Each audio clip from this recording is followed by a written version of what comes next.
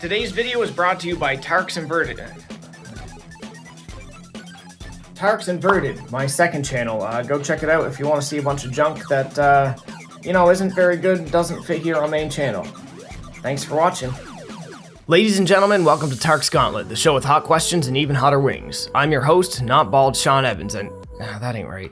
My last video on how to smoke ass and eat grass didn't really pan out, so I'm back to digging this old well. What follows from here is a list of games I've been playing recently and my thoughts on them, timecodes in the description. And by recently, I mean I edited this video several months ago and just didn't record the intro and outro until now. It turns out having a baby is a lot of work and very time consuming. Who knew? We're all fine and healthy, by the way. Thanks for asking. And of course, before we get into it, if you're new around here and you like what you see, maybe consider hitting that subscribe button and leave a like while you're at it. And if you're so inclined, and I hope you're inclined, leave a comment down below. Let me know what you guys have been playing lately. It's good for engagement and the algorithm, and I need it, guys. I'm desperate. I need your validation and money. And money, definitely, the money part's that's pretty big too. Money, ad revenue, that kind of stuff, yeah. Need to get more of that. Anyway, let's get into it.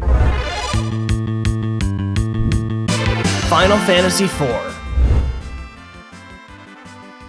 Final Fantasy, of course, has a pedigree in RPG circles that needs no introduction, and among longtime veterans, 4 is often considered among the best, or at least top 5. In eye-popper at release, it's been remade many times, most recently in the Pixel Remastered collection. However, what we're seeing here is the PSP remake, which included additional post-game content, an interlude edition, as well as a port of Final Fantasy IV The After Years, a series of adventures showcasing where our main characters ended up years later. As far as Final Fantasy goes, a series somewhat known for reinventing itself with each entry, Final Fantasy IV somewhat ironically represents what I believe many would consider the traditional Final Fantasy blueprint. Story-wise, it starts with a really interesting and intriguing premise. We play primarily as Cecil, a Dark Knight. The story opens up in the midst of some action and at a major point of awakening for our main character, as they carry out missions in the name of their king, not entirely aware of the evil intent behind them, nor are they aware of the misinformation they've been fed to carry them out.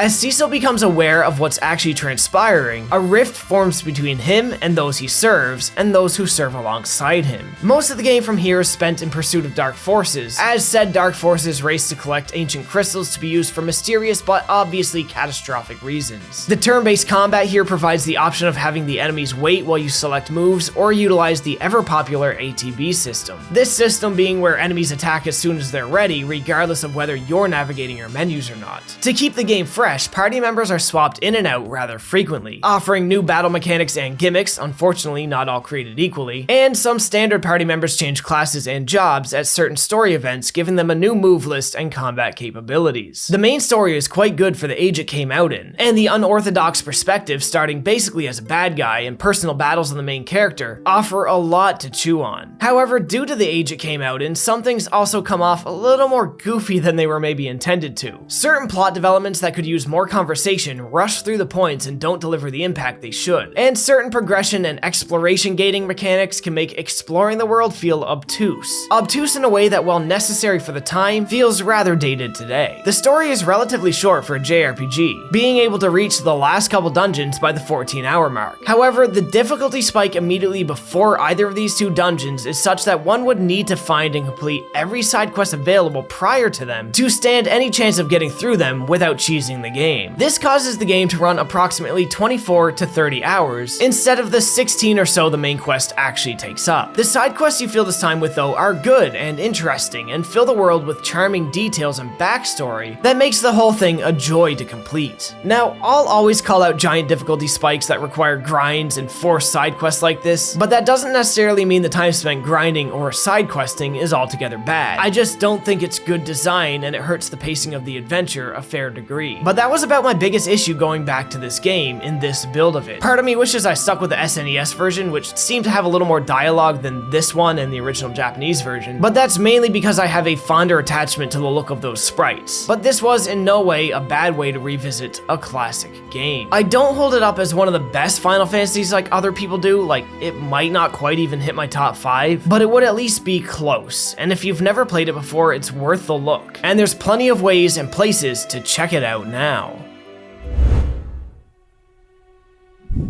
The Last Guardian.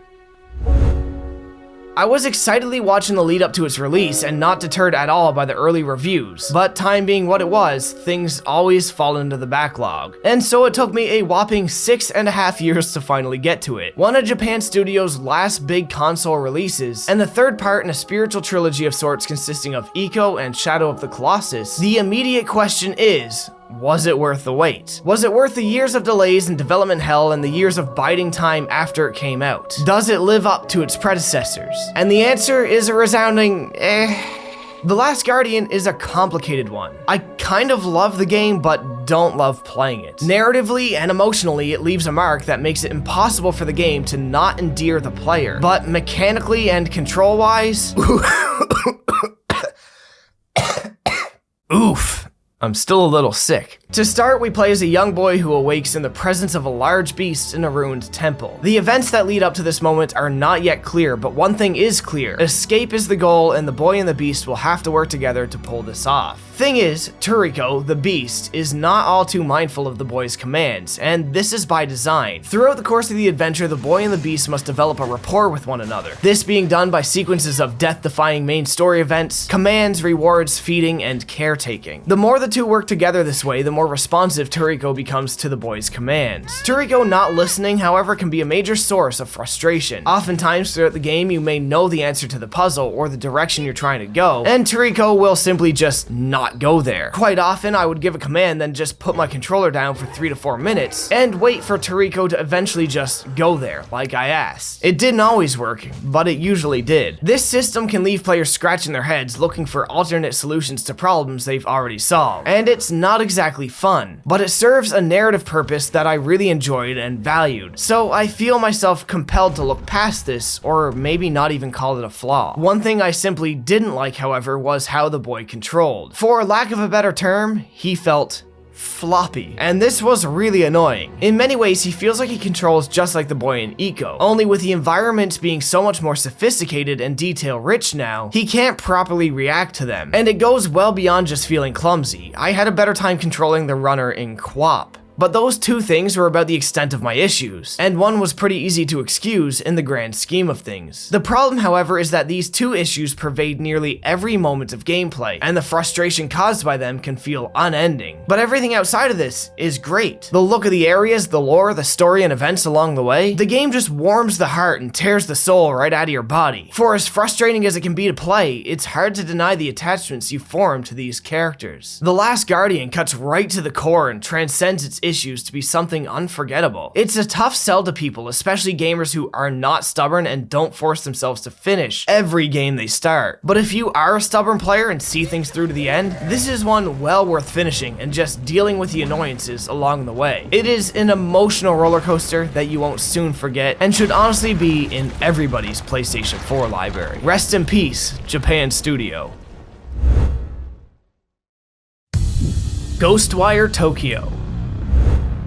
This is a strange one. I think we all expected a little more and were maybe just hopelessly charmed at its initial reveal, but something in this game just didn't add up for me. And I kind of seen this coming, as the more I seen in the trailers as we got closer to its release, the less interesting it looked to me. I'll be the first to admit that what Ghostwire features for combat, this magic-based first-person business, isn't really my thing, and this was one of the first things that started pushing me away from it before release. However, the game still looked interesting enough to give it a shot. At its core, Ghostwire Tokyo is a semi-open world RPG set in the dark streets of Tokyo, where our main character, seemingly back from the dead, fights through hordes of spirits and must avoid the all-encompassing lethal miasma that's taken over the city. Visually, it's a really nice looking game. At a distance, it definitely has a Yakuza thing going on, where on close inspection, a lot of assets look junky, but then they're not all that meant for close inspection. As we journey through the city, we're aided by a second spirit inhabiting our body who harnesses magical abilities, useful in both traversal and combat. Traversal in the game feels mostly good, and combat seems to be built on a solid enough foundation, with enough of a skill tree to carry you from the start to the end of this relatively short adventure. But something about this game just never really clicked for me. In ways it feels almost clinically designed, but lacking in something a little harder to describe. It just never comes together. While the city looks nice, it always felt like there was never all that much to look at. You can only see torii gates and shopping malls so many times before they all blend together. together. While the combat works out on paper and it's a serviceable means to an end against some somewhat spongy enemies, it never seems to have the weight and feeling of impact that it should. The story has a good enough and intriguing jumping off point, but it's slow to develop anything meaningful. It wasn't until the last half hour of the game our main character got the least bit emotionally investing, and at that point it just felt like a waste. Had they established more of what they did here earlier in the story, I may have cared more about the adventure and story beats along the way. There is a lot in the game to be charmed by though. Hidden tanukis, talking cats and dogs, side quests that I'd say are above average and at times considerably more interesting than the main story, but so much of the game just doesn't come together, and I would struggle to recommend it to anybody with similar tastes to mine, unless a deep discount and only out of curiosity. There is a distinct feeling of PS3 jank here that could feel charming, but sadly it falls short even of that for me. I really wanted more from Ghostwire Tokyo, and I probably should have trusted my gut, but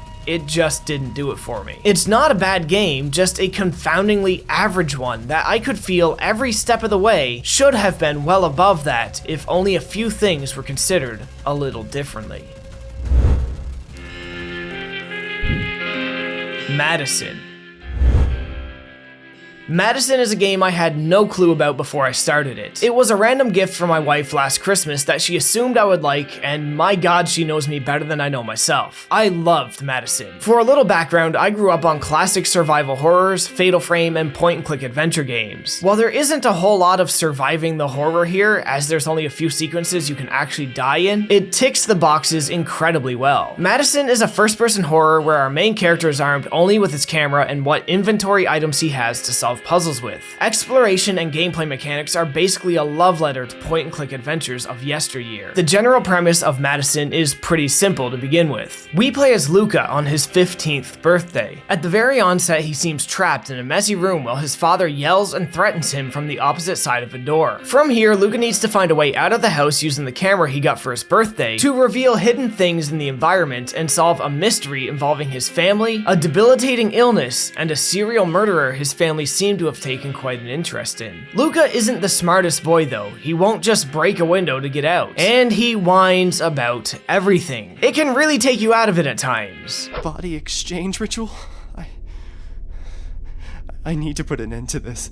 But once you get past that, MADiSON is simply a solid, short puzzle-solving adventure. The logic puzzles are never too hard to keep you stumped for too long, but they are just right enough in difficulty nothing feels handed to you, and you feel super smart for solving things. The pacing of the game is mostly excellent, save for a couple segments, and the spooks are mostly well handled, minus a period towards the end that gets a little jump scare heavy. But for the most part, this is the exact kind of atmospheric experience that relaxes me. It just feels comfortable to work through as you slowly uncover the mysteries and explore a house whose layout really makes no sense whatsoever. It is a short game at about 7 hours on a blind run, but I think this works to the game's benefit, and mine too, honestly. As life gets busier, these short games come with very open arms. Anyway, there's not much to say about MADiSON. As much as I love it, the game is serviced by its genre descriptors alone, and it doesn't stray too much outside of them. But it works wonderfully within the confines of its descriptors and was exactly the kind of game I needed when I played it. Is this a human eye? No one lives under the lighthouse. I'll keep this one rather short, just as the game itself is rather short. But No One Lives Under the Lighthouse is an indie walking sim with paranormal and horror vibes designed to look like a PSX game. The biggest inspirations behind it seem to indeed be the PS1, modern walking sims, the Robert Eggers film The Lighthouse, and a healthy dash of Lovecraft. Basically, these are a bunch of my favorite ingredients thrown into a blender, so I was willing to give it a check at the first sight of a screenshot. And personally, I really enjoyed it, but it wasn't without its frustrations. Basically, we play as a lighthouse keeper and go through the daily loop of servicing the lighthouse and engaging its lamp every night. But the island and lighthouse itself seems to hold some sort of mystery or dark force, which creeps closer to our player character every night. Most nights that force reveals itself in hallucinations or general atmospheric wankery, but other times it presents as a monster to chase you down. It's in these moments of action the game stumbles the most, however, however. When chased, you often see things from the monster's perspective. At one point, you even get to control the monster as a story event. But almost anything involving this creature's perspective comes with control issues, which are more frustrating to play around and adapt to than they are fun or challenging. The game is at its best when you're performing mundane tasks and just feeling the vibe of your location and the crunchy PSX textures. There isn't much else I can really say about this, as it's best if you're interested to let the game reveal itself to you. But I will add, this isn't a game to go into expecting anything hype or all that revolutionary or meaningful. The game delves itself into the abstract and lets you figure out some of the story on your own, putting the pieces together to make it all make sense, sort of the real and direct from the imagined and metaphorical, but it's very much also a product of its inspirations. This isn't a bad thing, of course, but I also hold what appears to be its biggest inspiration, the Lighthouse, in extremely high regard, like top 1 or 2 movies of all time to me. There isn't much that will ever live up to the visage of the Lighthouse, and No One Lives Under the Lighthouse isn't an exception. But still, it fills me with absolute glee to see the movie's influence in the gaming space, and I really hope to see it done more in the future. And there we are, ladies and gentlemen, that's just a handful of the games I've been playing lately. I have another one of these videos lined up already since it took me so long to get this one out, but there will be a couple more videos coming out, I think, before that one does. Like I said before, you know, like, comment, subscribe, and just let me know what you guys think about this kind of video in general, or any of the games I've been playing. I know I'm gonna get some stink eye for not praising Final Fantasy IV to high heaven, and you know, not loving Ghostwire Tokyo as much as some other people, but it is what it is. I'm nothing on this channel if not myself. And if you want to see more of that, by all means, stick around. As always, folks, thanks for watching.